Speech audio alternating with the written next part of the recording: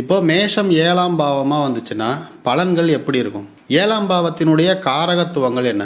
களத்திர பாவம், தொழில் கூட்டாளி பாவம், வாடிக்கையாளர், சமூகம், நம்முடைய எதிராளி. சமுதாயத்தில் நமக்கு ஒரு நல்ல அந்தஸ்து இருக்குமா? அல்லது நாம் ஒரு ஃபங்க்ஷன் வைக்கிறோம், அந்த ஃபங்க்ஷனுக்கு நிறைய பேர் வருவாங்களா? ஒரு கூட்டம் கூடக்கூடிய இடம் 7ஆம் பாவம். இந்த இடத்துல தான் கொண்டு களத்திர பாவத்தை வச்சுருக்கான்.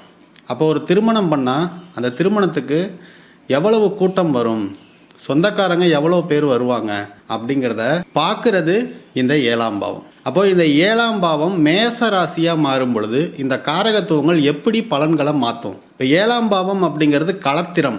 அப்போ இந்த களத்திரம் எப்படி அமையும்?